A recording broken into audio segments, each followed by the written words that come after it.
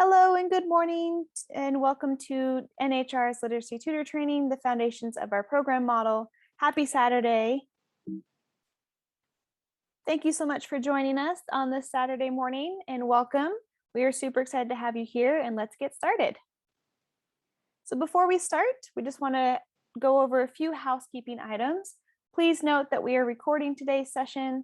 We ask that attendees utilize the mute function as needed so that the audio is nice, clear, and crisp when people are speaking. And then we truly appreciate your patience and your participation in today's training. Some objectives for today's training, we have quite a few. One is to understand the key elements of New Haven Read's literacy program model. 2 is to learn strategies for having a successful tutoring session. 3 is discover and share tips on how to meet your students' academic goals. 4 is to learn more about NHR's core and SCORE student assessments. 5 is introductions to an upcoming volunteer opportunity, or SLI tutors, which we'll talk a little bit more about. And then the last thing is to ask questions and connect with other tutors. This is our agenda. First things first is we're going to introduce the staff that is on the session. We're going to talk about our updated mission statement, which was developed during our strategic plan for the next few years, and program impacts, NHR assessments, which is that SCORE and core testing, safety for in-person sessions. We're going to do a review of those measures that are put in place, and then we're going to go into breakout rooms to cover the program model. Then we'll talk about the structured literacy intervention, SLI tutor opportunity, a little bit of an overview. And then Mary, our literacy specialist, is going to take us through Say It and Move It, which is a wonderful strategy that everybody can implement into their sessions. And then, at the very, very end, we'll cover some questions.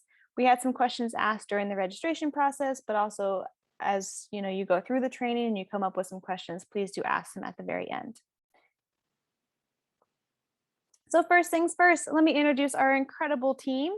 We have a few people on the call who are site directors. So we have Amy, who is Bristol site director, Carol, who is the Willow site director, Mary is a literacy specialist. I'm sure many of you have seen her. She goes to all sites. Haley is the education director. Julie is our outreach assistant, who will be doing a lot of the back end stuff for today's session. And then myself, I am Natasha, and I'm the outreach director here at New Haven Reads. And I'm going to pass it over to Haley.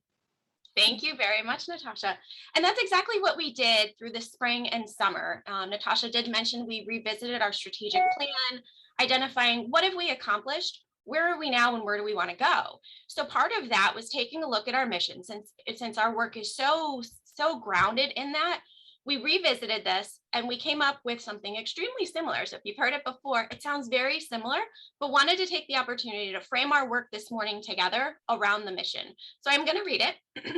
It states, founded to share the joy and power of reading, New Haven Reads partners with the community to provide free one-on-one tutoring, educational family support, and a book bank to empower aspiring readers to master the literacy skills needed to thrive in school and life.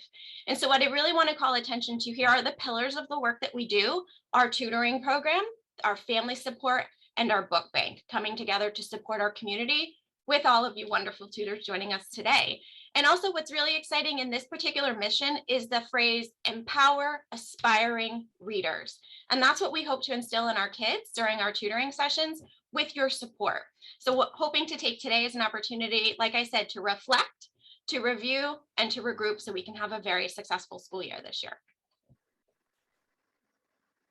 Okay, so to kind of frame our work a little bit, this past month, so September, we closed out our first month of programming for this academic year with 179 volunteers, 233 kids with over 300 hours of tutoring, and this continues to grow every single day. I want to give a huge shout out to our team that's joining us today. They work on filling those seats. Our outreach team works on getting tutors in those seats. The more seats that are filled, the more kids we're supporting and the more growth that we get to see. So what has happened in the past? We all know the past 18 months or so have been a little different, in fact, quite different, but we are thrilled to share our kids are still thriving. Last year, we did administer the core test and 94% of our kids improved their scores. What's I think pretty significant here is nearly 60% of our kids improved an entire grade level in their reading skills in just 7 months. We'll talk a little bit more in the next slide about what core test entails, but that's from fall to spring. And that couldn't happen without the support of our amazing, incredible, committed tutors, such as you joining us this morning. Our score test is the assessment we give to our older kids, just as impressive results. All our kids improved in their reading fluency, and that's to say the number of words that they're able to read per minute. And what's remarkable here too, 92% of kids improved by at least one grade level. Mary, please correct me if I'm wrong. It was more than a quarter of the kids improved that grade level, their reading fluency, 2 grade levels from fall to spring. So I say this to say our program works, and we have you to thank in making this happen. Mary? Yeah. Also, in terms of fluency, also accuracy. So I just wanted to put that in there, accuracy and their comprehension scores. So it's a couple more scores added on there, but 92% improved by 1 grade level. Excellent. Fantastic. So let's talk a little bit more about what these assessments are. You may or may not have heard about the core test, and that stands for Consortium on Reading Excellence. And the students that come to New Haven Reads that are in the 1st grade, 2nd grade, and 3rd grade are all administered this test. We try to stay away from that word per se. What we want to really stress to the kids is in the fall, we just want to see what you know. What are the things that you already know, and what are some things that we can work on when you come here to New Haven Reads? How can we tailor their program as much as possible to what's going to help them be a stronger reader? So the assessment includes a phonics section, which is letter identification, letter sounds, including our vowels, and also a section about reading and decoding, everything from CVC words, so consonant, vowel, consonant, all the way through multisyllabic words. There's a high frequency word section, commonly or previously referred to as sight words. And then the San Diego Quick Assessment is a really incredible tool that provides grade level vocabulary, a list of 10 words, and in a quick snapshot, it identifies for us the students' independent reading level, their instructional reading level, and their frustration reading level, which will come into play when we talk a bit more about the read aloud portion of our tutoring hour. And then the maze is a comprehension assessment that's only given to our 2nd and 3rd grade students to identify that as a strength or an area of need. So in the fall, after we administer the assessments, which should be starting shortly, that allows our site directors and our site teams to pull really specific intervention supports that you might see in the pack in your students folder. They'll have a packet that says, please work on this in place of the workbook. And as I mentioned before, it allows us to tailor as much as possible to your students' individual need. So I mentioned CVC before, consonant, vowel, consonant. What we find is in that phonics section, if they reach a level of intensive instruction, so the number of errors meets that measure, that's where we're going to start with your student. How do we reinforce those skills to build upwards into blends, to build upwards into our controlled vowels? So it's really scaffolded and sequenced out, and the fall results help us do that. Also, right around the Thanksgiving break or so, the teams put together a progress report for the students that's laid out in a really easy to read fashion, and that's given to our parents. And reflecting on the past year or so, we thought it might be helpful to share with you as their tutors as well. So if you might see the progress report in the students folder, please feel free to look it over. And this will also, as their tutor, help you identify, wow, Haley already knows the CVCs. Now I know that we should focus on blends, or we should focus on our controlled vowels, which will all be embedded into the folder provided for you by our site teams. Now in the spring, typically after April break, we administer the spring tests. And not only does that allow us to measure your students' growth, where did they start, where have they closed out the year, but then we also put together an end of the year report, which is beautiful because you can see step by step, section by section, the growth of your student. So a couple of things, again, in terms of reflecting, reviewing, and regrouping, we want to welcome you as tutors this fall, if you are interested, to sit in with your student while we administer the core test. I know last year during distance learning, I had the opportunity to be able to administer some of the evaluations with our kids, and I found it led to some really wonderful conversations with the tutors. And if you are interested, you certainly are welcome to sit in and be part of that.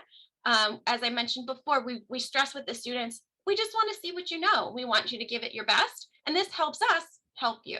So if you're interested in being a part of that, you certainly are welcome this year. Shifting gears a little bit to the score, I might ask Mary to pitch in if I miss anything here. As our literacy specialist, Mary both developed and administers all of our score tests, and these are given to our kids in 4th grade and beyond. The components of this particular test are a little bit different. It's based around the BATER, which includes both an oral reading comprehension and a listening comprehension component to it. And similar to the San Diego Quick Assessment in the core test, it allows us to identify students' independent instructional and frustration levels. So independent, they could do it on their own. Instructional, they need a bit support. Frustration, that's just beyond their capacity, and we work into that next level for them. The BATER is also a measure of reading fluency, as I mentioned earlier in our impact screen. This is the number of words per minute and accuracy as well. Mary, please correct me if I'm wrong, for each of the students. There's also an El Paso, which for our older kids would be the measure of their phonics. So what skills need to be reinforced when they come to us at New Haven Reads, should there still be a need for our older kids? Similarly, the fall results allow us to provide specific intervention supports. Mary crafts a progress report for all of our students to identify what areas of need might exist for your particular student. And in the spring, same thing, we're measuring students' growth, and we're also program planning. What's next for this student? They're an older student. Where do we go from where we are? And again, just like the core test, we invite you to be a part of it. We invite you to sit in and observe and get a better understanding of your student's strengths and his or her areas of need. Mary, did I miss anything? No, you haven't missed anything. I know that many of you volunteers have seen me around when I do the BATER assessment, and I always do it with the tutor right there. And then I always talk about where they should be in terms of right in that moment, in terms of what they should be doing, read aloud, and where are they in the right vocabulary workbook and things like that. So yeah, so that tutors have always been a part of that, and I thank you very much for being there. Yes.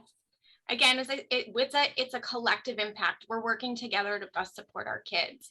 And also, as you can see, safety matters to us. We are back in the buildings in a safe way.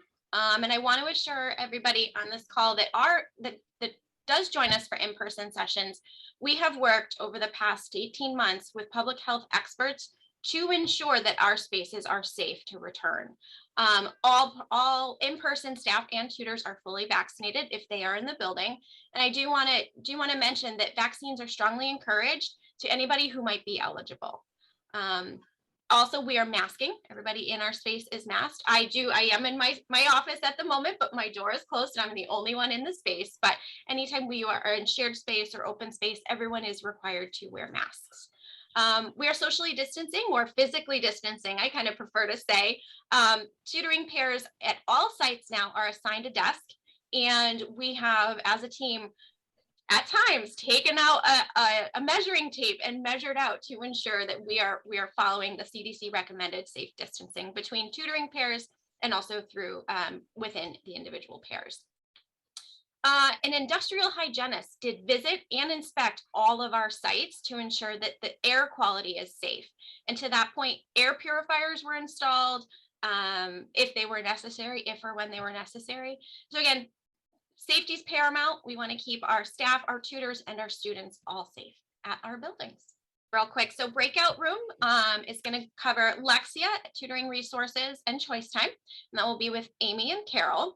And breakout room two, will be with me and Mary. And we're going to cover workbooks and interventions, and then the read aloud portion of the tutoring hour.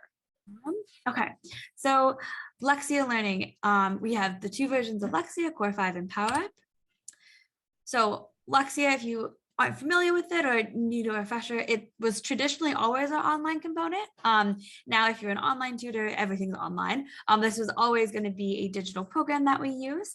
We do continue to use it. We have for a very long time in our model because it is research and proven effectiveness to support our kids, and it works really well.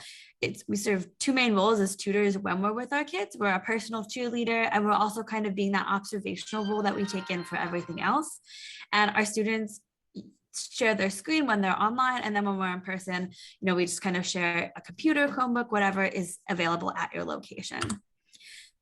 So just to break down a little bit between the Core 5 program and the Power Up, they differ in quite a number of ways, but they still work on the same concepts phonics. The core 5 is going to be geared towards our younger kids. It focuses on things that they learn typically in pre-K to 5th grade, whereas Power Up focuses on kindergarten all the way up through 8th grade. So you do see that additional growth in that learning range.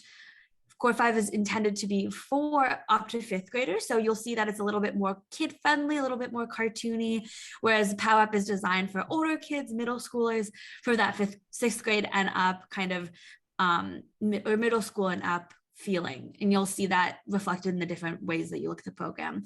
Core 5 progresses one level at a time. So if you're in level 16, that's just it. That's the whole level that you're in. And you cannot progress to the next one until you finish the entire level. Whereas in Power Up, we have 3 different strands to really tackle individual needs. Those are reading comprehension, grammar, and word study. And in Core 5 on the back end, if needed, you know, you can talk to your site director. We've all had those moments. Sorry, my cat's here. We've all had those moments where, you know, things are a little too easy for our students. You know, they've had a really big growth spurt over, say, the summer, something like that. Us as site staff, we may need to adjust something on their program to make it fit their needs a little bit more. In Core 5, we can manually adjust the levels, whereas a Power Up, the program will actually power up the students. So if it identifies that the student is doing amazingly well, it'll bump them up automatically, especially in the reading comprehension, not so much the grammar and the word study, but I think that's a really cool feature. I'm going to tackle 4 frequently asked questions today. So we'll go through these one by one. The first one is going to be, what is the student process for logging into Lexia? And then screen sharing if you're an online tutor, which is still a really big component so that you can see. So sharing with Zoom, there's multiple ways our kids can be logging in, ideally from a computer, but sometimes from a laptop or a Chromebook or a iPad. I'm going to have you sit down on the ground, Bella. Thank you. So the student is going to hit the big green button at the bottom of their screen, and then a dialog box should pop up something like this. Everybody's may look a little differently depending on their device, but then they'll hit that Lexia Learning or whatever. It'll say like Lexia for them, or maybe Mayan, whatever have you, and then they're going to hit the blue share button. So I find, especially for the younger kids, it's easy to walk them through the colors versus the names of things, depending on where they are with their reading. You can kind of, knowing your student, feel out which is going to be the most appropriate. And then if they're on a tablet, they'll hit the share content, screen, and then Zoom. Again, everyone's may look a little different, so you may have to kind of work that out. And you can ask your site staff to step into your breakout room and kind of facilitate or aid in that process of walking through. But now you know, so hopefully you'll be able to kind of help your student through that process. And then the first part of the question was, what is the student process for logging in? This is what our login screen looks like. Most of you guys will have recognized this. Some key components that I want you guys to take note of in this screen is right up between the logo and the student/educator options, there's the New Haven City School District. Most of our kids are having their Lexia in the school district. If you don't see that, you see any other school district, let your site director know, unless you know your student is working outside of NHPS. And you'll know because they have a different login. If this computer asks for a teacher login, it's going to be your site director. So whoever that is at Bristol Street, that's me. It's my email, amy@newhavenreads.org. If you're at Willow Street, it's Carol, and so on and so forth. All of the passwords for, or 9 out of 10 of the passwords, if not more, are going to be Lexia1, lowercase with the number 1, and that's just going to be standardized across the board. Again, if you know your student has a different login or has a different password format, definitely follow that. But when in doubt, that's normally a safe bet to guess for logging in. Once they log into the system in the Core 5, you'll see they go into this quick warm-up game. This is just to kind of help focus the student in, get them ready to learn with the program and get really used to how it works, even though they do it all the time. It'll just be one of these. And it's just, again, a quick activity to kind of be fun and get them ready for Lexia. Once they pass that warm-up game, the students in Core 5 will go to their dashboards, and this is what they look like in each different program. So you see again that the Power Up is much more mature in its look versus the Core 5, where it's much more cartoony and fun for the kids. There's like quick interactables. You can click on like the turtle. It might say something about turtles in Greek or in Greece. But they just kind of, in Power Up, they'll pick a strand up. between word study, grammar, comprehension. And then in core 5, they'll just pick one of these 5 units. They have to complete all of those 5 units, little circles. You'll see with the ticks. Once it's all filled in, then they're complete with that unit, and then they can finish the other ones before they progress to the next half of the level. Word study, grammar, and comprehension, they'll just keep kind of going through those strands. You'll see those time goals. Those just kind of help with what the program would like them to do each week, but they can pick whichever they want. We do recommend bouncing between each one just so they get like a little bit, say you work over the month, one day you hit word study, then grammar, try to bounce around, but it ultimately is up to your student. If there's grade out, it means that either they've completed that entire strand or they've completed all those time goals for that week. In the progress screen, this is unique to the Power Up. We find that the older students really respond well to being able to see exactly where they are, understanding, and because they're older, you can have those kind of frank conversations with them a little bit more, and really lets them feel in control of their learning so they understand everything that's going on. Don't eat the blinds. Okay. Another frequently asked question, what kind of content do the activities cover and how do the students progress? I mentioned the progression a little bit, but just to go in further. And one of the things that you'll get is the scope and sequence. You can see here, the Lexia Core 5, this kind of really covers all of the things that they're going to touch upon. This is just kind of how you read it. So if the student's in level 1, typically that's a pre-K level grade. And if your students and they're focused on rhyming, upper and lowercase letters, etc., that's kind of how you read that scope and sequence. If you have more further questions, you can always ask one of your site directors or assistant site directors before your sessions. And then this is kind of what the Power Up scope and sequence looks like. You kind of see again, it's a lot more different levels and everything, but it reads pretty much the same.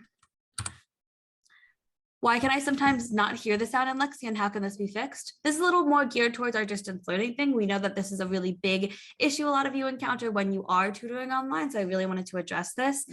Obviously, we're in person, we can hear, but if you didn't know, if it's a little loud or you just really want to focus in with your student on Lexia, at all the physical locations, we do have headphones, and they do have headphone splitters, so you can plug it into the Chromebook or whatever, and then both of you and your student can have a headset but still hear the device. So if you are in need of that, definitely check in with your site staff and they'll be able to help you out with that. For online, you kind of just share the audio for the student. This is generally what it looks like, at least on the laptops. Again, sometimes it doesn't always work, so it's something you'll have to work with your student with, but this is generally what it should be. When they go to share their screen initially, there should be this share computer sound at the bottom. You want to make sure that they select that option before they hit share. If your student ever doesn't do that, you guys are in the middle and realize you can't hear anything, then you can go in on the back end and kind of redo it. It's a little bit more complicated, but it's still relatively simple. So you'll hit the 3 dots with the more button, and then you'll scroll down to the share computer sound. One quick way to check is that you can see this little microphone. Definitely the student should be able to see, but you might also be able to see if they're sharing their sound or not. Again, it's not on all devices, but this will get at least more people to this sharing the audio portion. Then lastly, what can I do to best support my student in the Lexia portion, whether it be online, in person, what have you? This is definitely one of the biggest questions that we get. So there's a number of ways to do it. Talk it out. If your student is really struggling, or even just to stay more engaged, sometimes it's easy to kind of let Lexia take the wheel in that. And it definitely does in a sense, but you still want to stay engaged with your student. Being that tutor, being that presence with them as they work through this with you. So have them talk it out, ask them questions. They look stuck on something. Hey, what do you think? What do you think that is? This one's kind of tough, but let's kind of talk it out together. Have them go through and just say whatever's on the screen, what's going through their head. Some kids, they just kind of start clicking, but it can also kind of help slow them down. The kids that are a bit love to click on things. So that's a great way to stay engaged with them. Another way to just really hone in on what they need is what we call the red apple of frustration. This is specific to Core 5, but you'll see at the bottom of the screen, and then I've made it larger, this little apple. It starts off white, but as the students progress through the level, sometimes they drop down to what's called that guided instruction.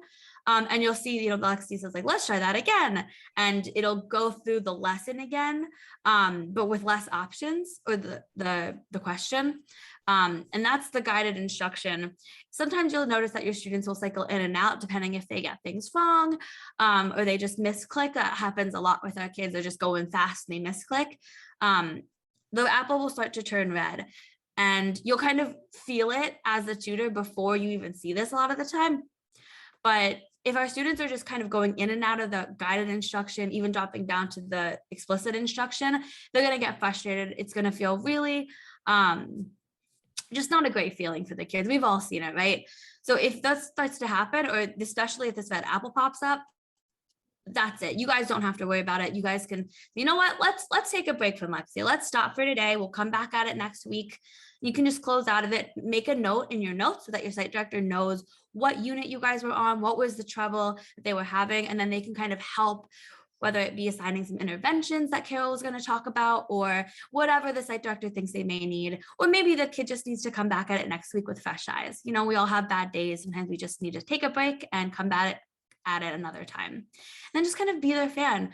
We talked about being that personal cheerleader with them, encourage them, you know, make them feel that like that Lexia superstar that we know that they are. You know, they get something right, yay, good job, I know you could do it. Get them wrong, oh, that was really tough, but you'll get it next time. You know, just whatever you can do to kind of encourage them to keep going. We know that Lexia isn't always everyone's favorite component of the hour, but these are some great ways to kind of support them in a portion that is really easy to have Lexi just kind of take over, and it can easily become the kid in the screen, but you know, it's you, the student in the screen, right?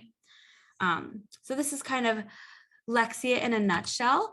I'm going to pass it over to Carol, but does anybody have any quick questions about Lexia in particular?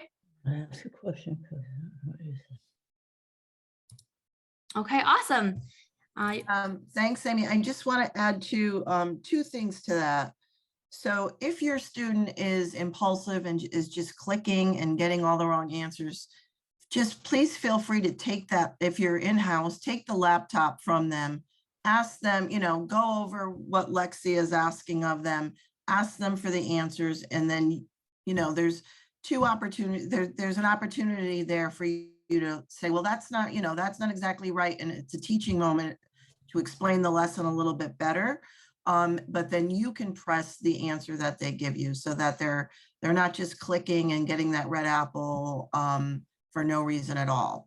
So I would suggest that. And then when a student finishes a level, it's a big thing. I mean, there's 5 modules in each level, and they've been working on it for quite some time. So just let your site directors know, because we love to celebrate those achievements with the students.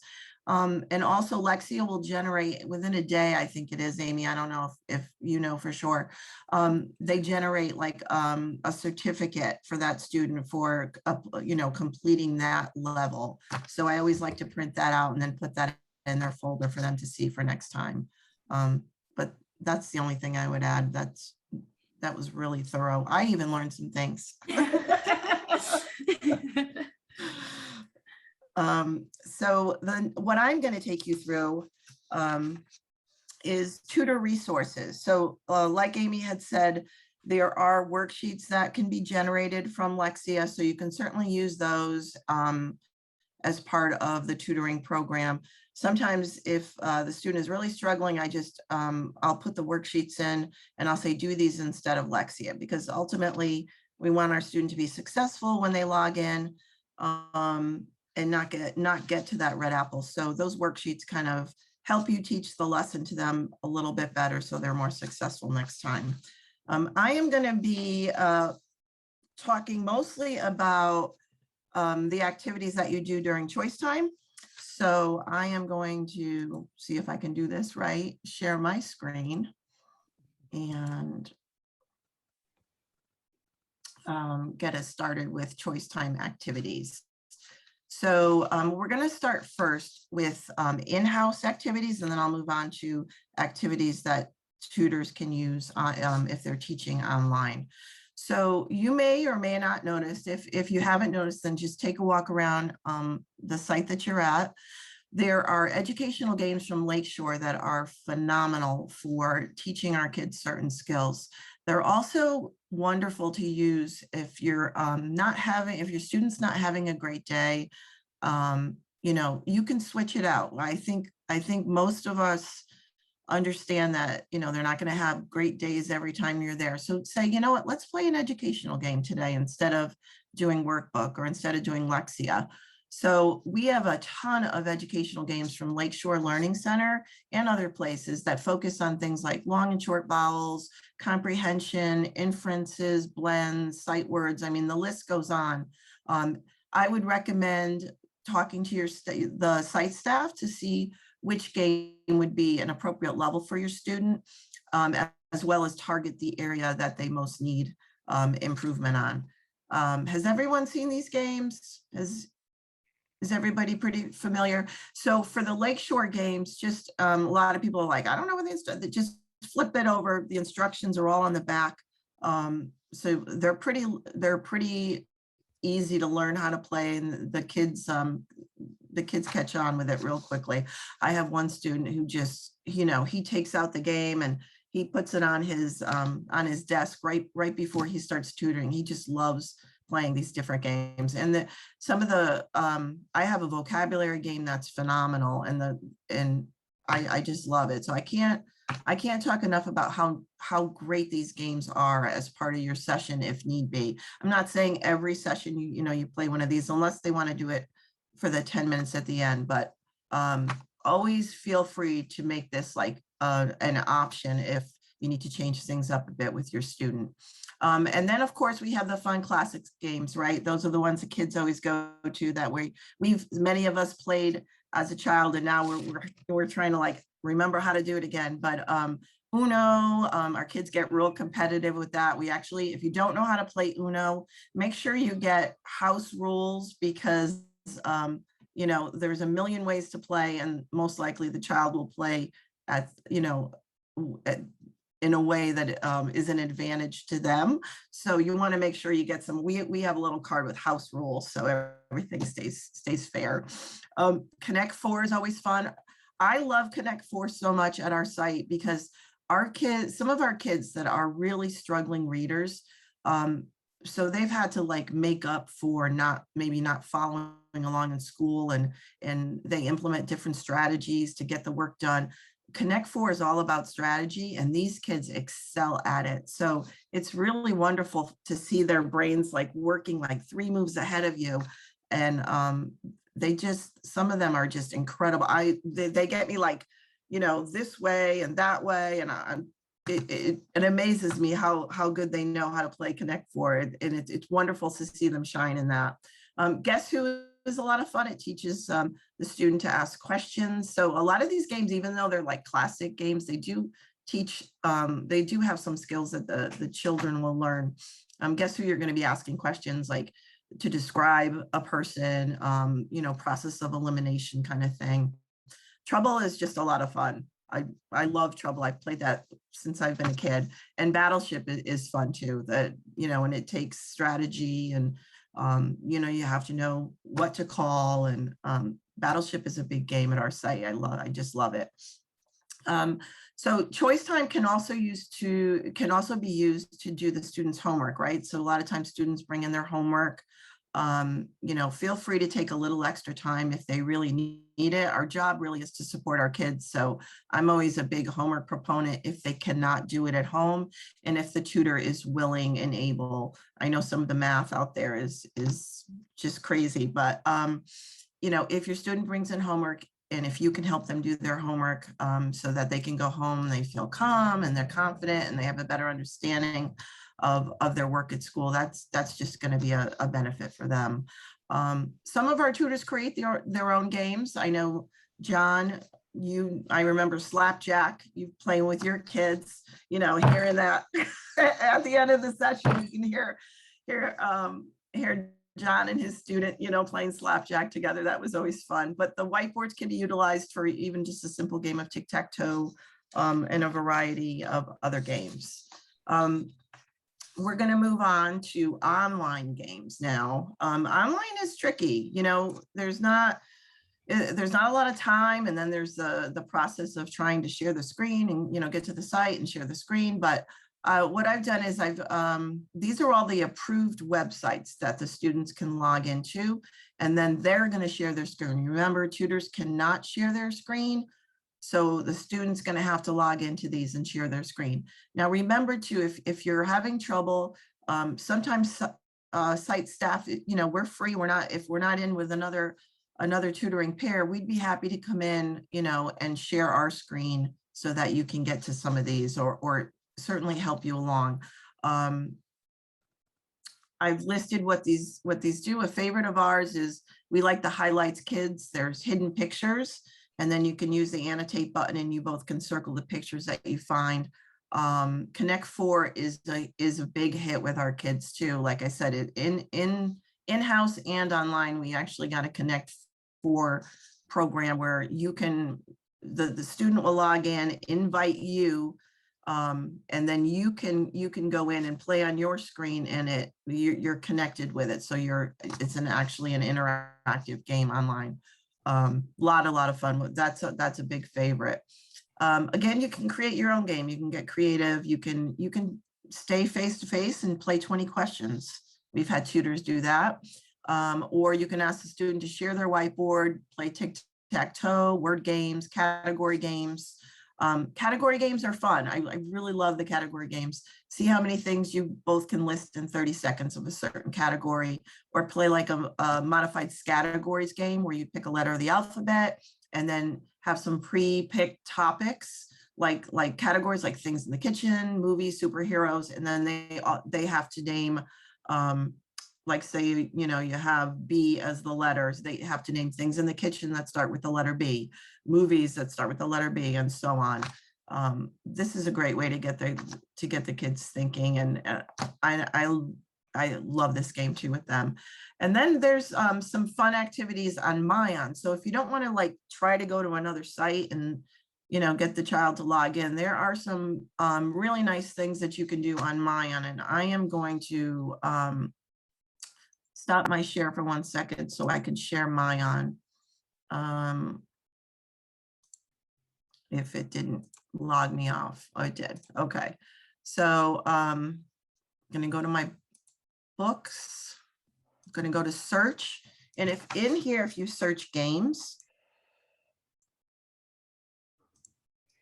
it's going to bring up a variety of books about games. But what I like are these, you see these 4 here: alike and not alike, look and compare, look and remember, and up close mysteries. These are really, really fun. So just to give you an example, like look and remember.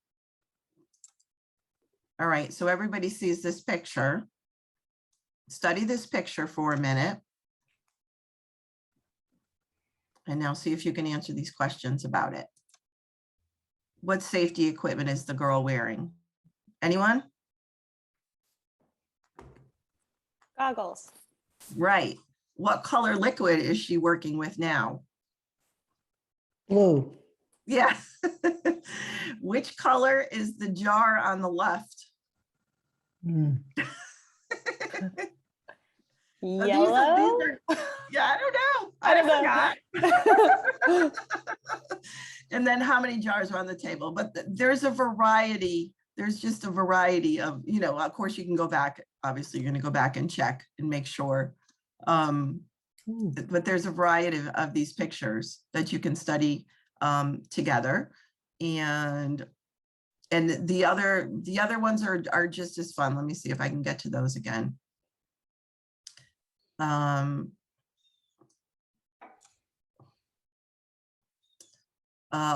like this one, alike and not alike.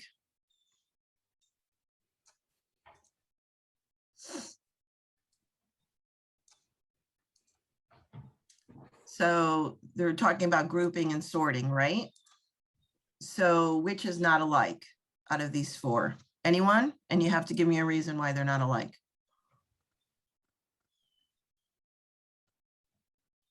Don't make me call on you.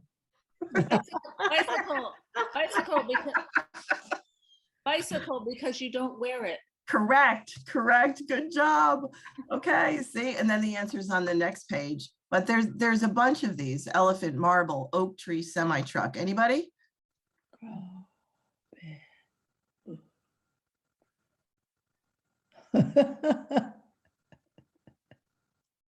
It's going to be the marble. Okay, because marble's the only one that's small. So these are a lot of fun. You know, works on their critical thinking skills. I just love these. Another thing I'm going to show you is if you go and you search for hidden pictures. Hidden pictures are fun, right? This brings me back. I'm aging myself, but this brings me back to my highlights magazines when I was a kid, and you'd have to find all the hidden pictures in there. Just love those. So if you go here, you'll see like school shakeup. You can go in here. And then we have the hidden pictures, right? So you're going to use this chart here. You're going to find the nest, the robin, all these. And then if you use your annotate button with your student, you can circle what you're finding. And then there's a bunch of these in here. They're a lot of fun. So those again are in Mayan, search for games or search for hidden pictures. And of course, another good thing, if you want, say you have your new student, right? You're new with everything. You're new with your student. I'm going to see if I can bring this up now. Hold on one second. Has anyone done an interest inventory with their students? I'll show you what that is. Okay. So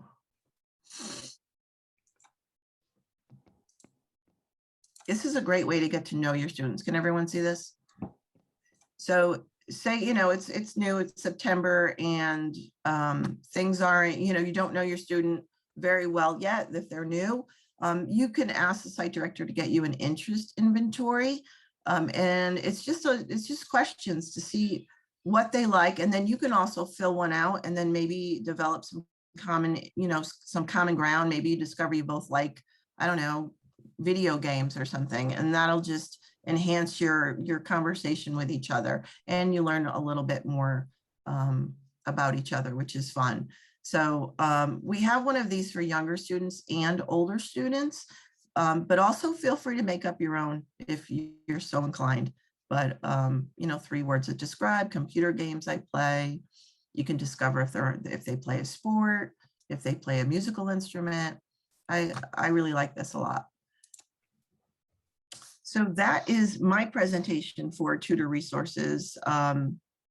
Does anyone have any questions or any particular situations in which you need some guidance as to what to use with the student? Carol?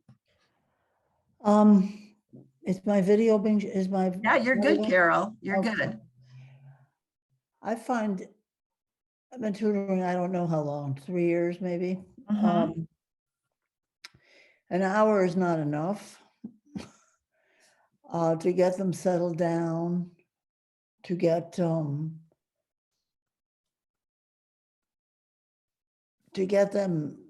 interested. Some of this is very helpful, but you just can't get it all. You know, by the time you get them turned on and we get going. So, Right. Are you talking online, Carol? I know particularly Online. working online. Right. So we did expand. We have heard what tutors are saying. I mean, we made the sessions 5 minutes longer. We know it's not much, but in order for site directors to end one meeting and begin another and get all the kids into their breakout rooms, we need to that's really the maximum amount that we can do. We realize it's not ideal, like that the extra 10 minutes is really helpful when we're in the site. But is it okay if I just focus on one or maybe 2 things? Absolutely. It's definitely get all this in an hour. No, and that's fine. I mean, you know, sometimes our tutors and our students spend the whole time reading a book that the student's really excited about. And we're always great with that. You know, you work in vocabulary with that. You work in comprehension. You know, you get an idea of their fluency. So yeah, that's absolutely. I wouldn't say, you know, never do Lexia or never do workbook, but if you want to alternate or, you know, go where the session takes you one time because the student's excited about a certain thing, I would definitely encourage that. Thanks. Sure. And I know we only have about a minute left, so anybody has any questions? No. All right, thank you so much. Good morning, everybody. Thank you for being here. Thanks for joining us for workbook and read aloud this morning.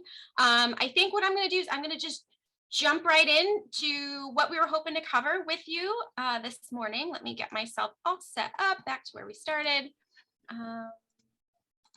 Share my screen.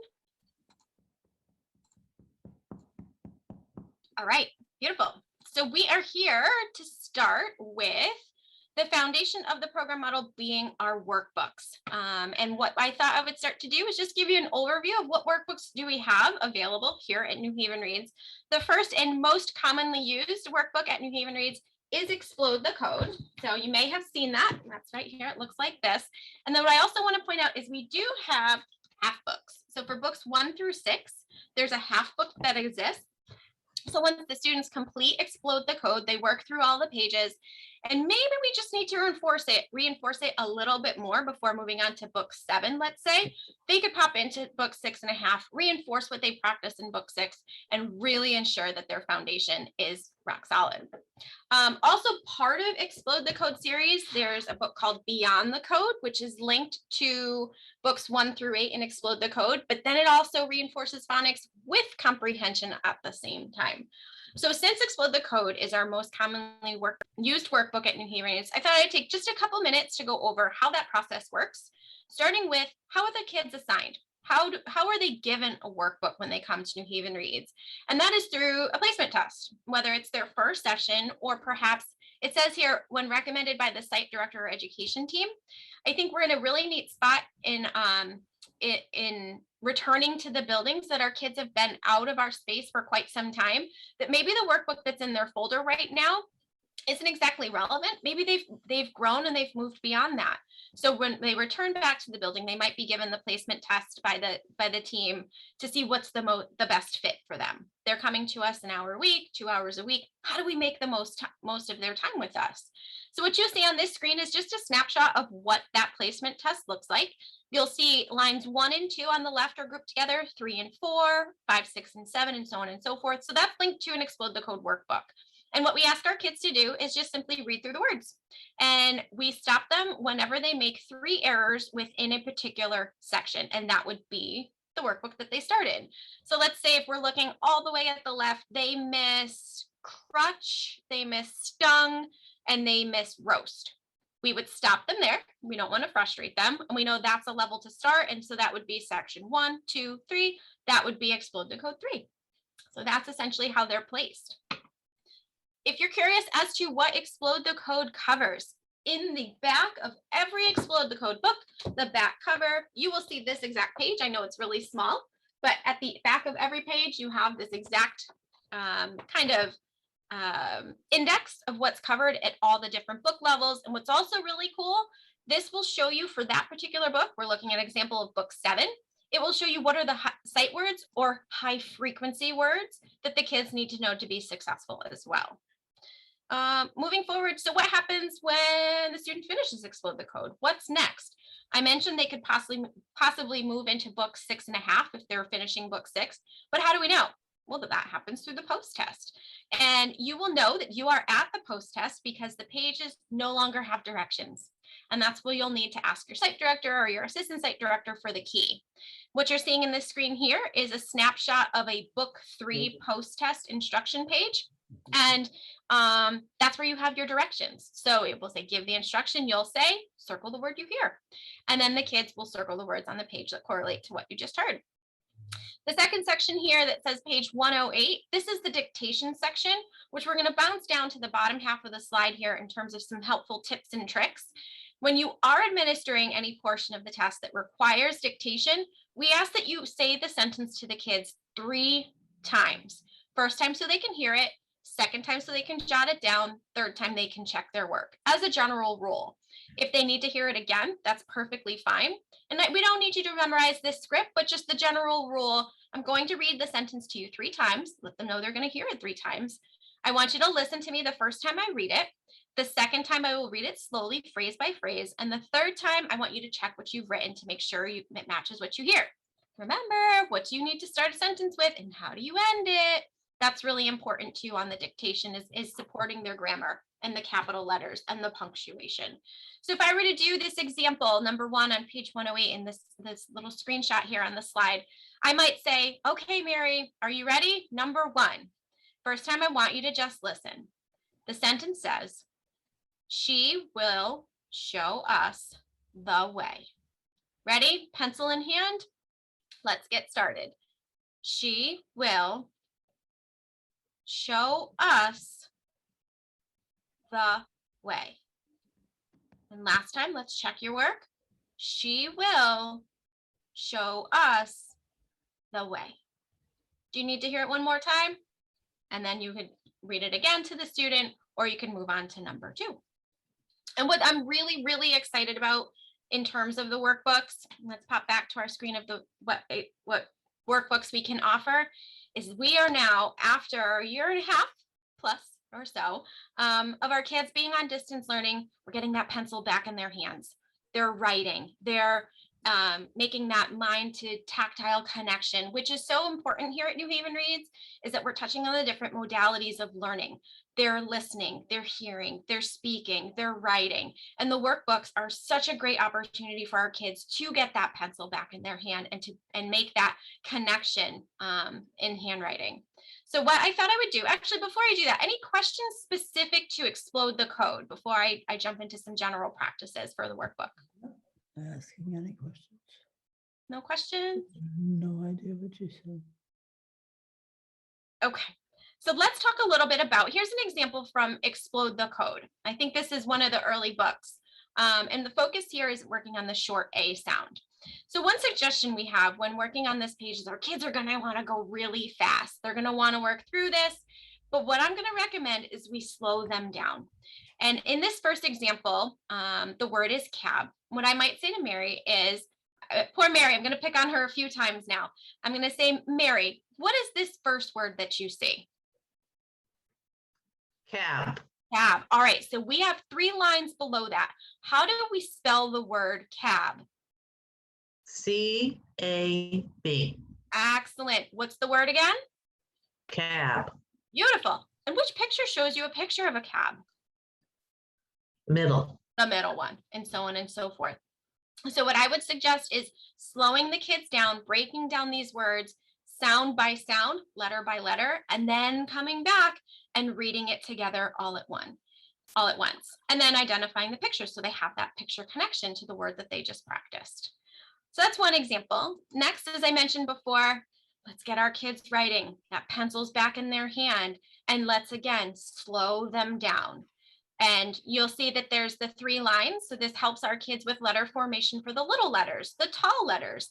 And it's okay to say, you know, Mary, that first word, Matt, I think we can do a little bit better. Let's try it again. Focus on your letter formation, making sure that the letters fall where they're supposed to, the short letters, the tall letters, and so on and so forth. Okay. The next example, this is from Right Into Reading, book 2. And Right Into Reading is a workbook series that embeds phonics and aligns it with comprehension at the same time. So this is an example of a passage that you might see in the comprehension portion of that particular lesson.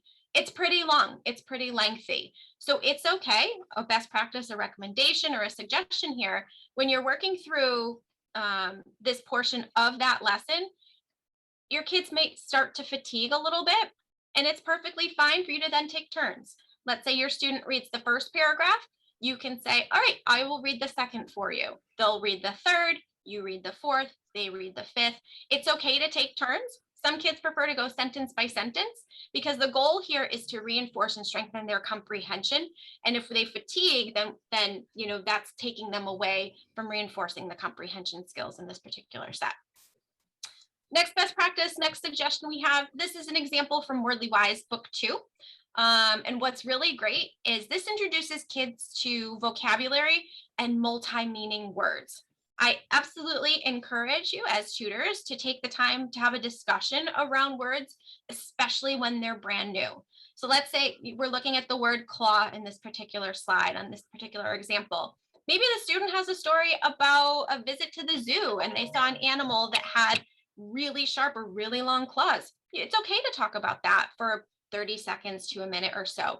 Really develop their background knowledge and strengthen their vocabulary. Absolutely, perfectly fine. And the last example I have is this one's from a writing skills book. I apologize, it didn't carry over quite as neatly as I was hoping it was. But what I was hoping to show the group today was when you come across exercises similar to this that also happen to Explode the Code, where you have a word bank at the top, what you want to do is first go through all the words with the kids. Make sure they understand what the word means. They understand how to pronounce it. They understand how to spell it. And maybe if they're not sure what a word means, you can talk through that before jumping into the exercise right below. Okay. Any other suggestions or questions or experiences you've had using the workbook that you wanted to bring to the group?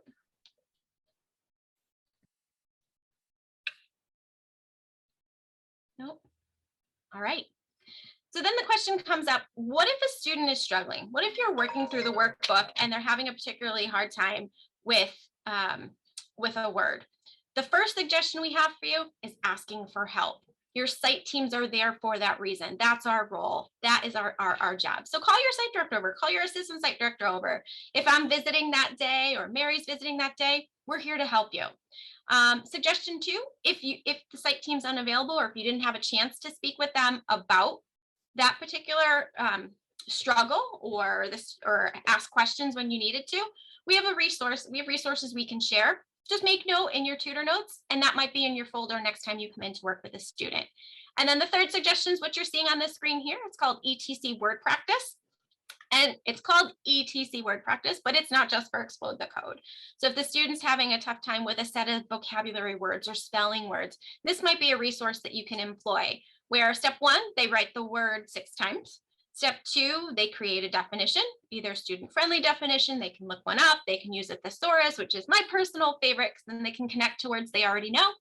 We ask that they use it in a sentence, and then fold the paper down and from memory, try to write that word 6 times. And really, the more you practice, the more it becomes embedded.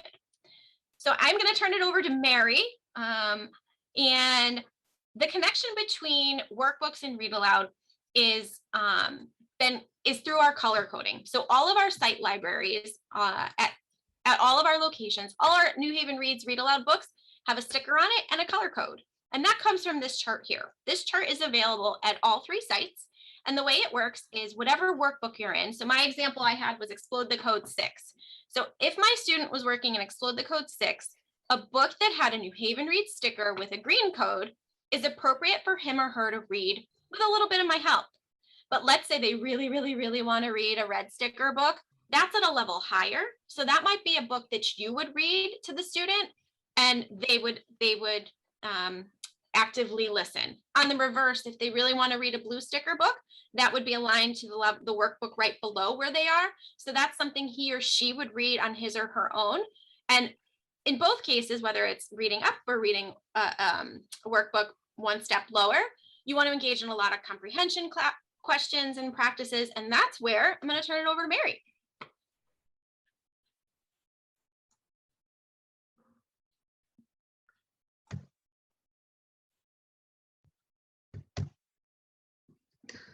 Okay, welcome to Read Aloud.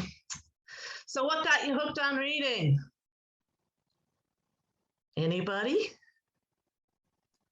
Going to the library. My parents reading to me.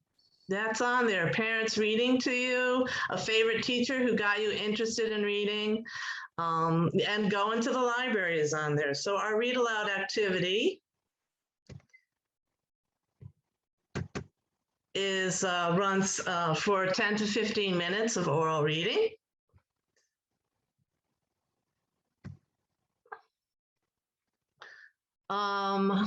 the books, as we said, we get the idea of what level and what book they're going to be working by the workbook assessment. So these books are color coded, and placement is on the shelves around the site director. These books do not go home. They're kept in the student's folder or on a reserved shelf. You may also read a book from the free book section that is on their particular level. We are working very hard, especially at Bristol Street. They are wizards at this in getting 2 copies of the books to read, so that the person tutoring can have a book and they can have a book, and we can maintain that 3 feet distance requirement.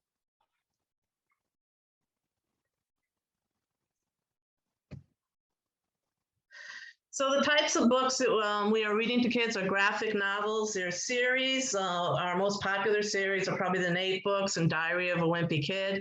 Of course, it's fiction and nonfiction.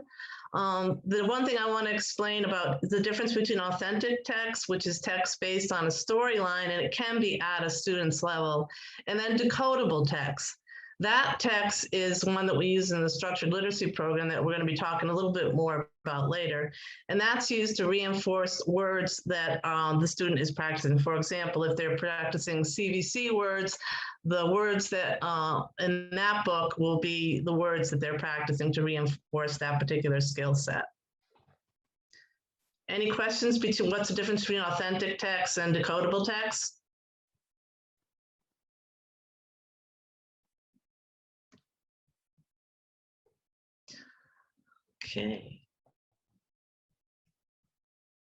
Okay, so we talked a little bit about the 3 different levels. I'm just going to reinforce that again. Independent level is easy for the reader, reading at a 95% or better and able to read with good fluency. Once again, we talked about fluency being reading with expression and accuracy. Instructional level, challenging, but manageable for the students. They're reading at an 85 to 95% level. They're going to need some assistance from the tutor in sounding out difficult vocabulary words, and the fluency needs to be practiced. The frustration level is difficult for the reader, reading below 85%, and this book will be read by the tutor. There is nothing wrong with reading a book to a student on their particular level. A lot of my students come to me and say, I'm in 4th grade, even though they're reading on a 1st grade level, I want to read chapter books. So I said, well, that's fine. We can read the books together. So it's important that you do get that student the opportunity. Somebody had asked the question before on doing age-appropriate books, and that's one way that you can do it with them, and that's perfectly acceptable.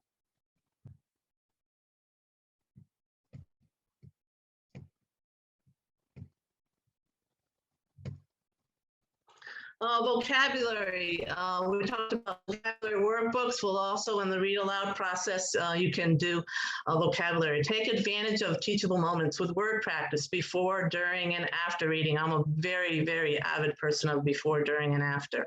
Before reading, scan the book for words unknown and practice sounding out that word so it's not a difficult time when they come upon it in the book, and that will help with the fluency. Use the dictionary, the text, and the computer to look up the word.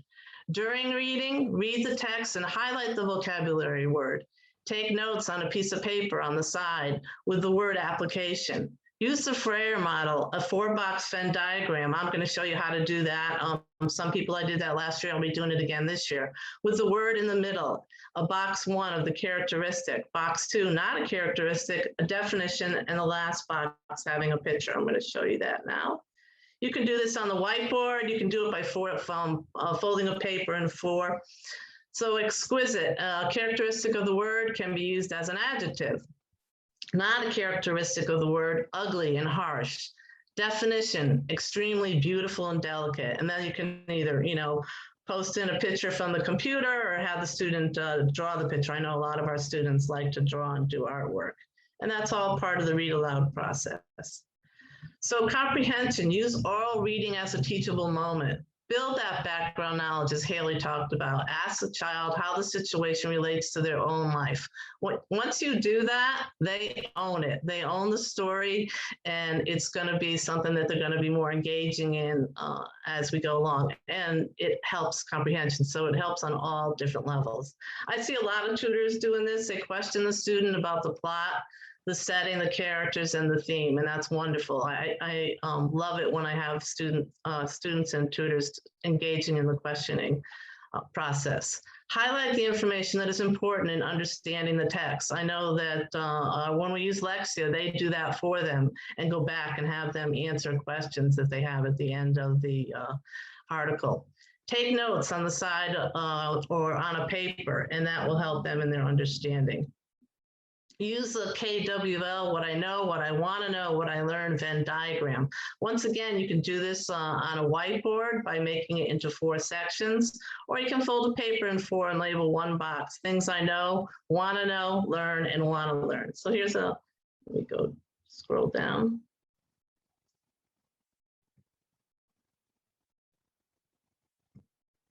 Here's an example of a Venn diagram. So example, if we were doing the 3 bears, what I know, well, there's some bears in it. What I want to know, what I know, there's some bears in it and a girl. What I want to know is how do they relate to each other? What I learned is the girl went into the bear's house and was sitting on all their furniture. What I want to learn is why would a girl do that? So, and the what I want to learn section of it is great because that leads into looking up articles or getting other books that relate to the topic in question. Fluency, we talked about that a lot. Ability to read out loud with expression, ability to read with understanding. Remember, it is good to read a story more than once. I really love it when people go back to, especially with the younger kids who are in the phonics stage of development. It's great to go back and read that book again. Model fluency with echo reading. I'm going to tell you, echo reading is a wonderful way, especially for our younger students, to gain this fluency. So they don't quite have the skills to sound out the words, so you can point to the words, have the student point to the words and you read it, like one sentence at a time, and then have you point to the words and have the student read it right after you. Oftentimes, if a student is doing a book for the first time and they're struggling with those phonics skills, it's great to do that, and that way everybody has success. The tutor has success and the student has success. Paired reading, I've seen a lot of tutors doing this, read every other page. Or in books like Nate or Diary of a Wimpy Kid, you can take on a character, and that is kind of fun to do. So you get the fluency and you get the reading with expression when you carry out that particular activity.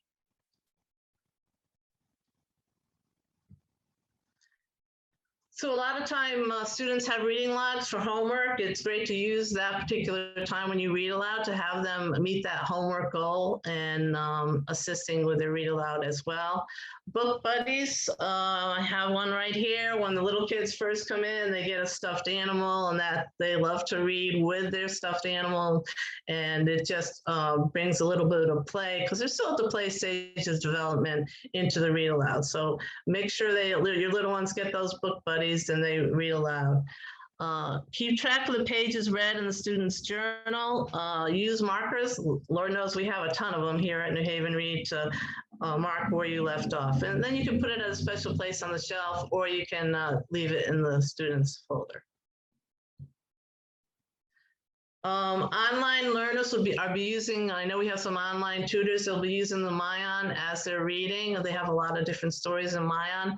And before you go into the Mayan book, when the student opens up the web page, on the side it has extra pages. Go into that extra page section because that automatically brings up vocabulary and the phonetic spelling of vocabulary. So they can learn to sound out those difficult words, and they can learn to the definition of those difficult words before they even go into reading the particular story. Readworks.org is a great site for comprehension. Newsela is a nonfiction site. Readtheory.org is also a great comprehension site. Khan Academy has some reading. It is also math-based, but they do have some reading, especially in the nonfiction area. We have phonics series, the whole phonics. That's those decodable books I talked about where the word practice actually embedded in the book itself. Write skills and the online book that we use for the more structured literacy program that we'll be talking about is the Flyleaf publication program. Does anybody have any questions? Okay, I'm going to stop sharing my screen. Okay, so there's a structured literacy intervention program that we're just in the pilot stages of. And what this offers is a concentrated and specialized program. It's based on decodable text. Again, decodable text is we practice words like CVC words, and then those words are in the story that we read. Tutoring is provided in an explicit and sequential and structured manner using alternative curriculum like whole phonics or Flyleaf publication. This program requires an entire 15-minute meeting, and that there's some fluctuation in that depending on the student's needs. A typical structured literacy intervention session includes phonemic awareness, sound. We always do sound first, then we connect it up with letters. That's what has been missing in a lot of our students' lives. Phonics and reading fluency is exercises are when we apply those alphabets to actual sound.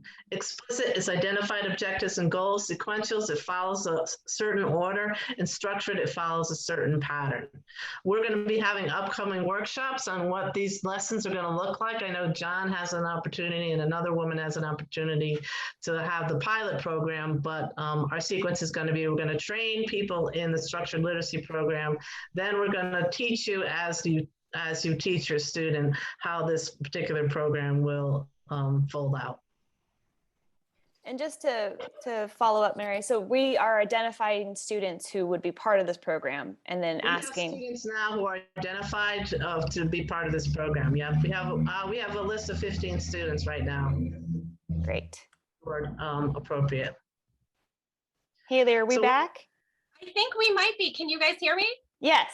I am so best laid plans. I came into the office because my computer at home was doing this, and now my computer at work's doing it. That's all right. But I'm here, and I'm glad you guys can hear me. So as Mary talked you through a little bit, we have this very exciting program called Structured Literacy Intervention, and it kind of spun off of the RISE program. I did lose you guys for a minute, so I'm not sure if Mary mentioned that, but the RISE program is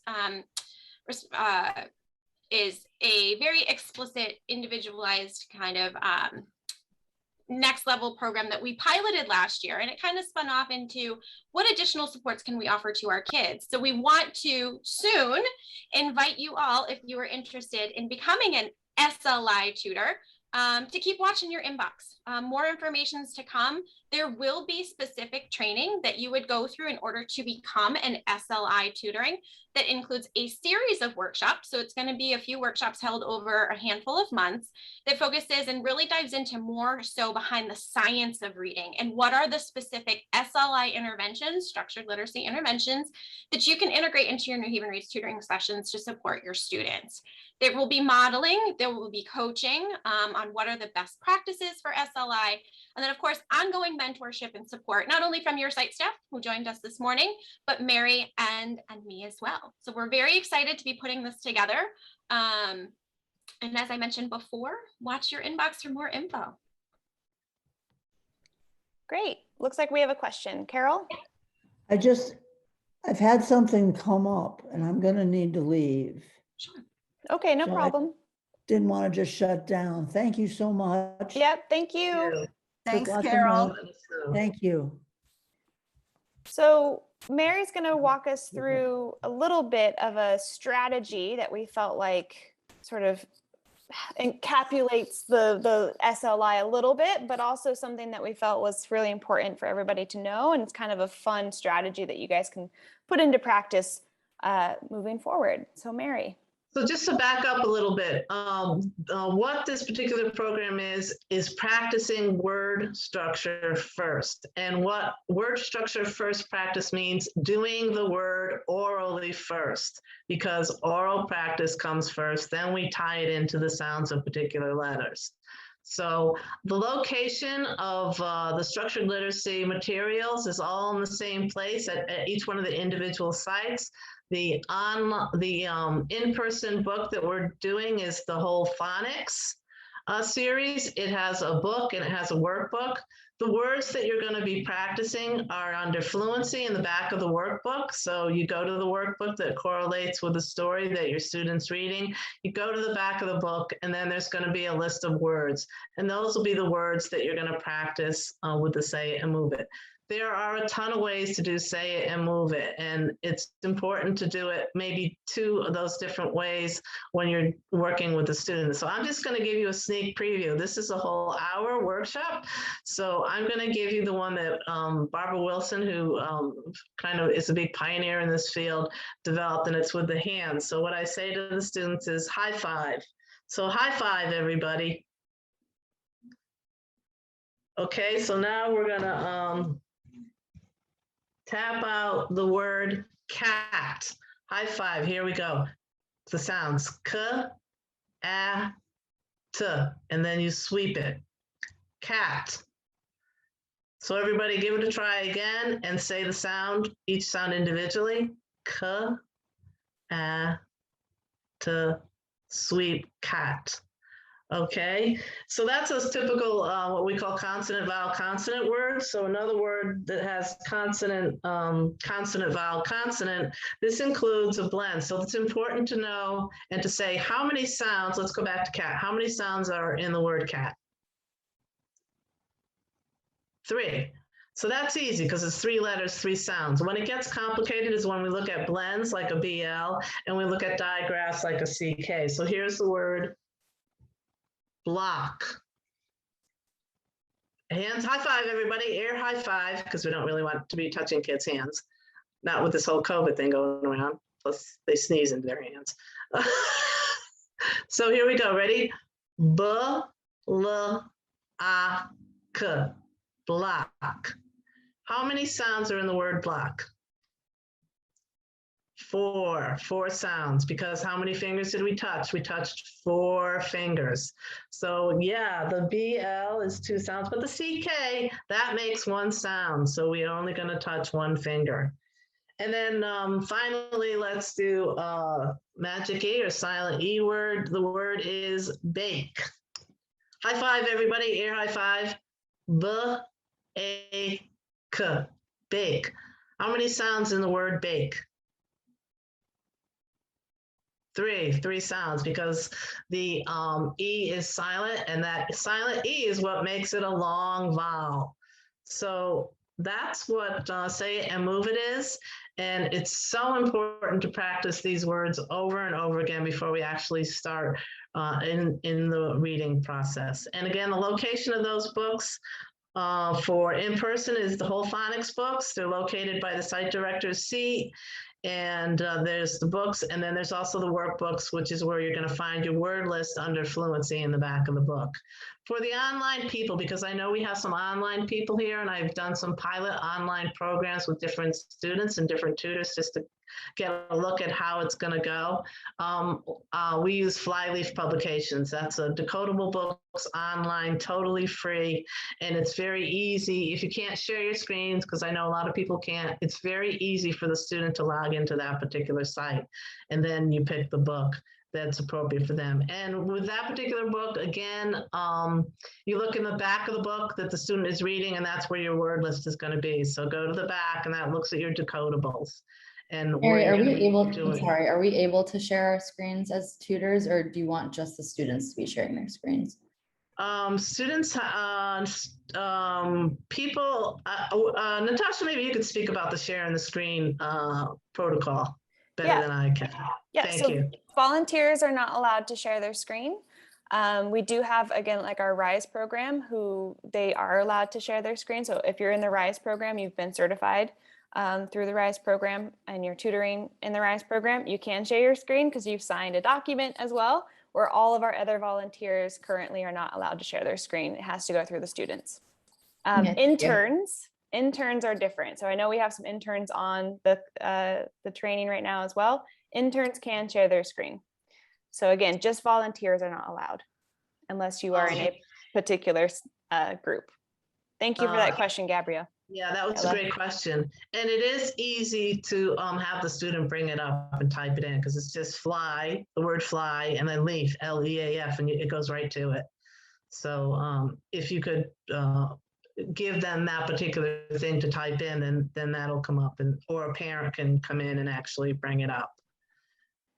That's a great question. And I would say one last thing, if your student's having issues with sharing their screen, invite your host, your site staff in, and they can share the screen for you if they're not busy. Or interns can as well. So there's other ways to get around, especially if your student's having some issues with screen sharing. Yeah, good idea. Yeah, perfect solution.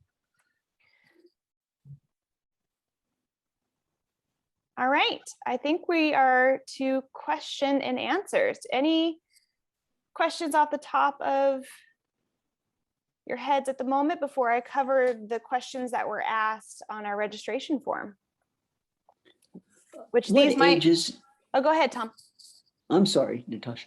What ages is this SLI program really targeted to? I realize you'd use it whenever it's necessary, but what is sort of the prime age?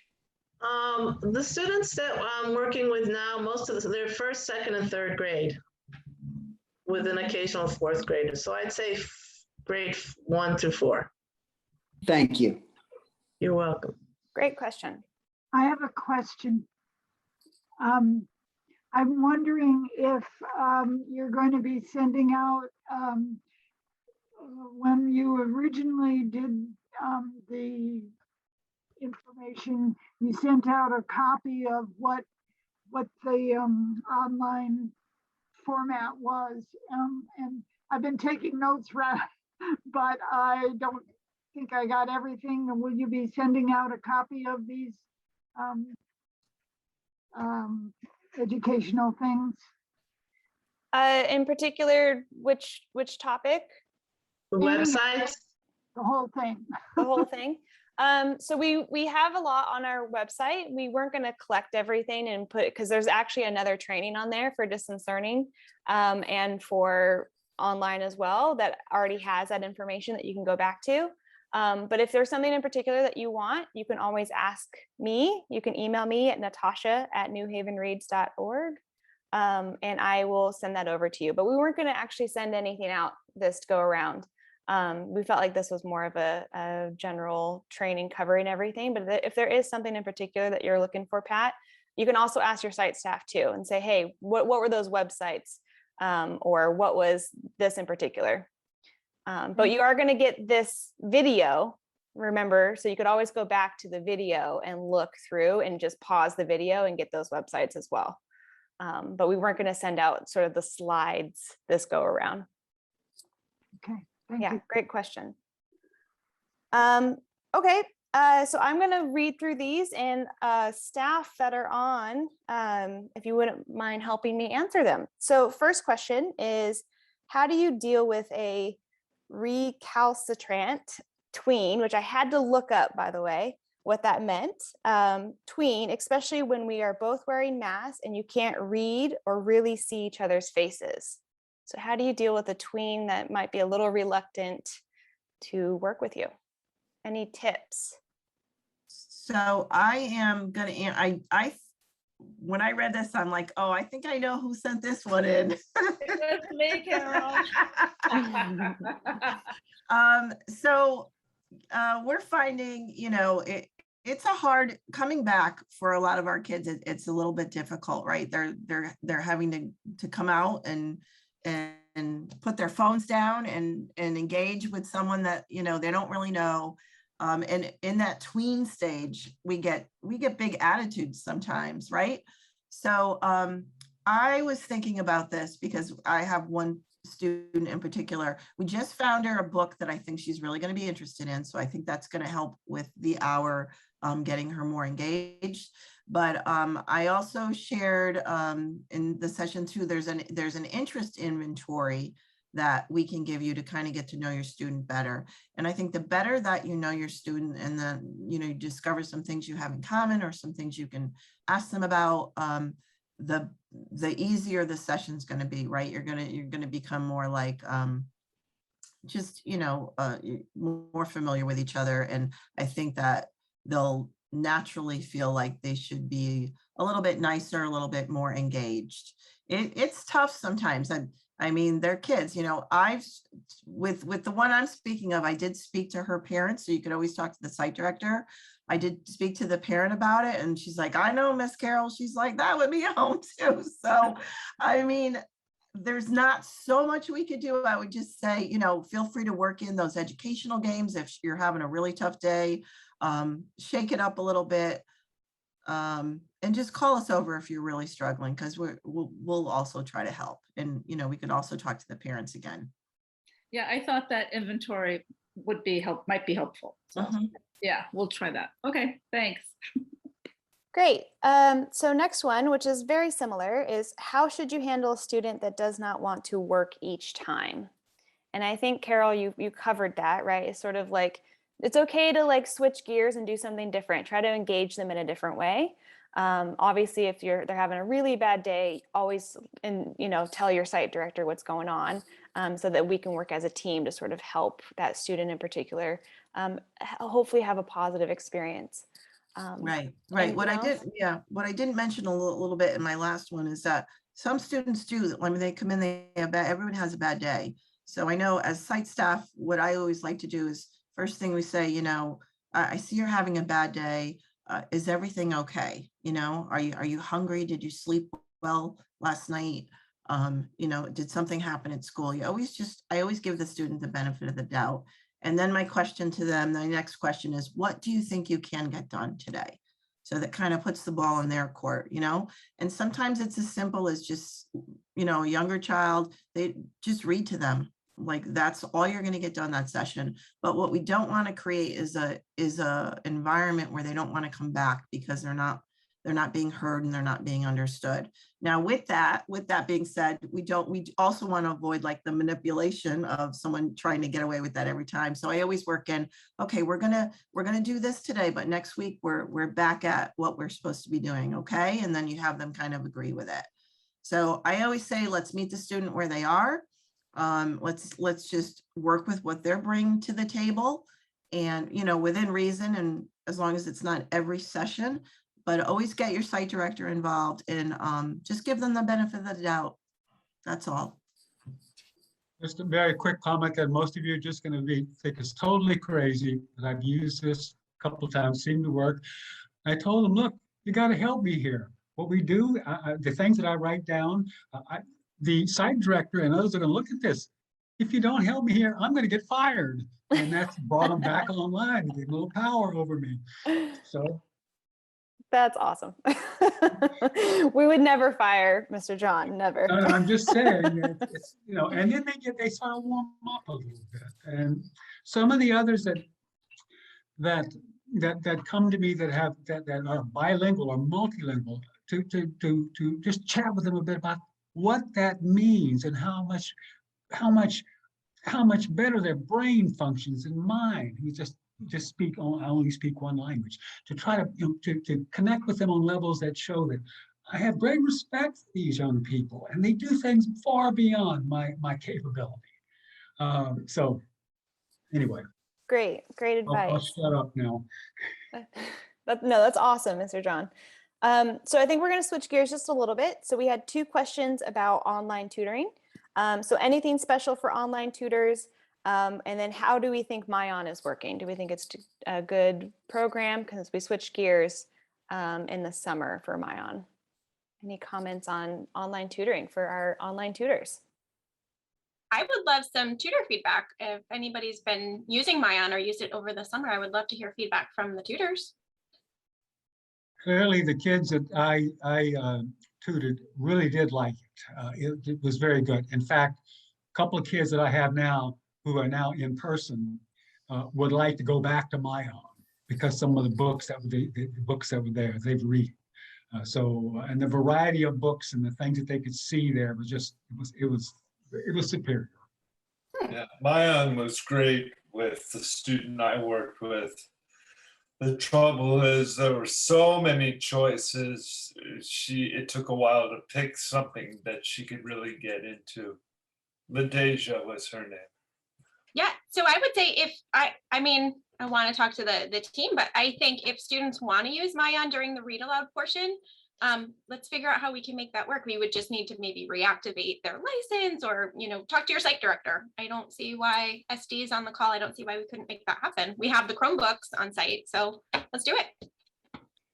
So how I kind of approach the situation with Mayan is because it can be hard to find a book because there's endless possibilities of what they can read. But I try to pertain it to like the first 5 minutes I spend like asking the student about their day, and they'll just come up with some random things. Like I had a student and he showed me his fox stuffed animal that we had reading with us, like Mary had suggested.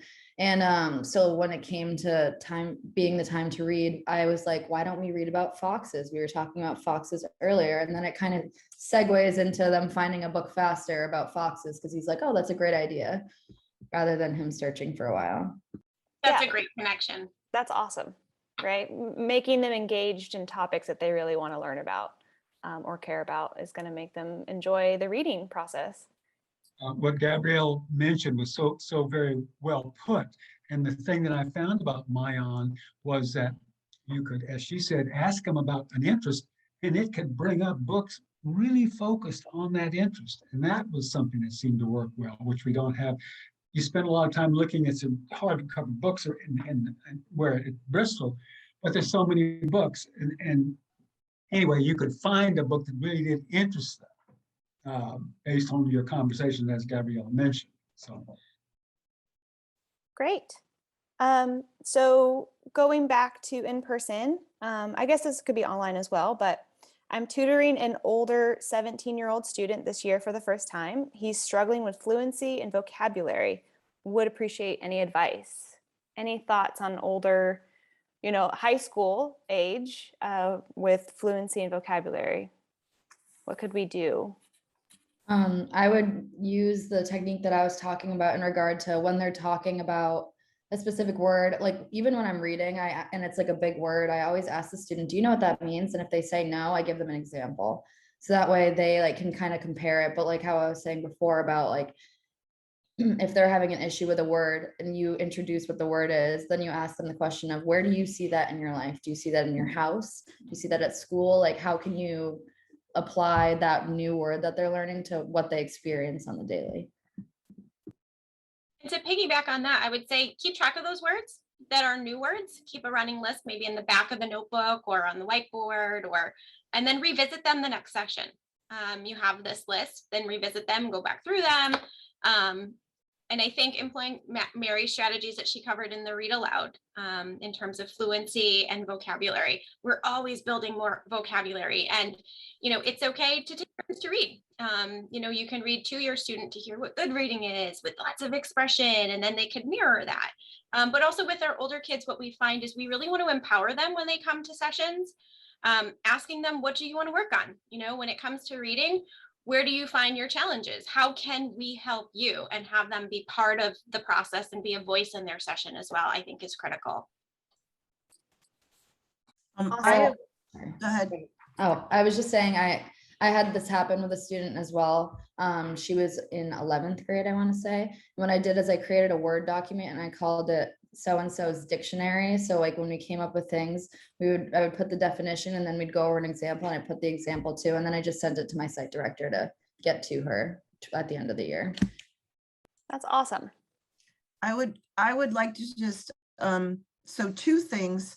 I think that, so we do, in each site, we do have some books that are high interest, low reading level. So if they're really struggling with reading, we do still have some books that are geared towards older students. Obviously, like if they're having trouble, if they're reading at a lower level, some of the choices might seem too young for them. So we should have books that interest them. And then also, whenever you're doing like passages somewhere that's going to ask questions, I always suggest to read the questions with them first, so that we get an idea of what they're going to be asking for, and then go through the text with them and make sure that one, that they have little background knowledge on what they're reading about. And then two, just highlight those words that they might not know first and discuss what they mean, so that it makes them, when they go through the reading, it'll be a little bit more fluent because they'll have already said those words and know those words and have some idea of what the topic's about. And then because they already know the questions, they should be able to get the answers fairly easy. You can even give them a highlighter and say, oh, I think that was one of our questions. Let's highlight that. Building their confidence. Mm-hmm. Yeah, that's amazing. And you're also structuring for them, like how they should go about like tackling reading and comprehension so that they can use it at school, they could use it wherever they need it. That's great, Carol. So last one, what are some tips for encouraging an extra quiet student or students to come out of their shell? We've all seen it, I think, those really quiet students who come in the building and they don't want to say anything. So any tips there? I would think that the inventory document that Carol introduced for either young kids or older kids would be a way to start getting kids, to open up and talk a little bit. And you sharing too, right, will help them open up, get to know you as well.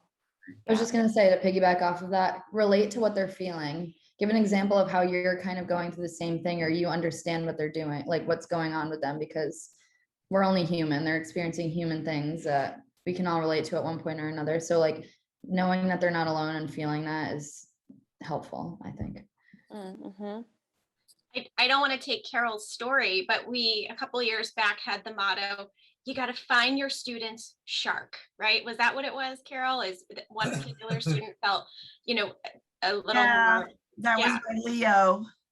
Yeah. And so it was just finding that hook, but finding that shark. Love to read about sharks. Then that was it. He was a reader. He was a reader, and he could also draw sharks. So his tutor and he would draw sharks at the end of the session for choice time and then talk while they're doing it. It was really sweet.